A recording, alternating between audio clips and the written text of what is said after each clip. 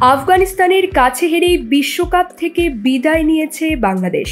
সুযোগ ছিল সেমিফাইনালে যাবার, কিন্তু ব্যাটারদের খামখেয়ালি আচরণে বলি দিতে হলো বিশ্বকাপ সেমিফাইনালের স্বপ্ন। একই সঙ্গে ৮ রানের জয় পেয়ে আফগানরা নিশ্চিত করল নিজেদের প্রথম সেমিফাইনাল। আর ম্যাচ হারার ঘণ্টাখানেক পরেই আফগানিস্তানের বিপক্ষে সিরিজ স্থগিত করেছে বিসিবি।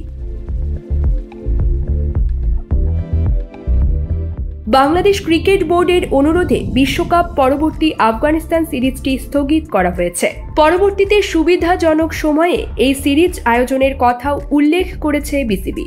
আফগানদের হোম সিরিজটি অনুষ্ঠিত হওয়ার কথা ছিল ভারতের গ্রেটার নয়ডায়। 25 জুলাই থেকে 3 ওয়ানডে এবং 3 টি-20-র এই সিরিজ মাঠে গড়ানোর কথা ছিল। কোনো আয়োজন হচ্ছে না এই সিরিজে, তার পেছনে আছে দুই বড় যুক্তি।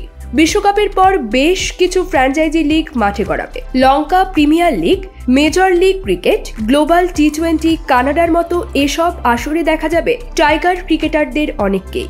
এরই মাঝে এসব লিগে ডাক পাওয়াদের ছুটি মঞ্জুর করেছে বিসিবি। যুক্তরাষ্ট্রের মেজর লিগ ক্রিকেট শুরু হবে আগামী 5 জুলাই, যেখানে লস অ্যাঞ্জেলস নাইট রাইডার্সের হয়ে খেলবেন সাকিব আল হাসান।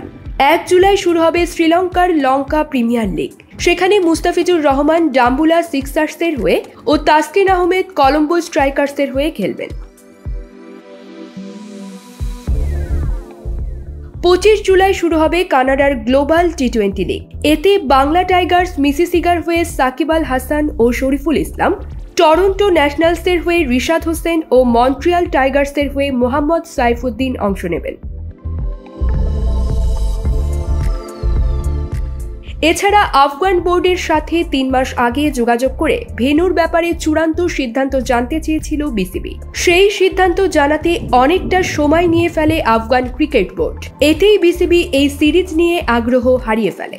এর সঙ্গে পরবর্তীতে যুক্ত হয়েছে ক্রিকেটারদের ফ্র্যাঞ্চাইজি লিগ খেলার বিষয়টি।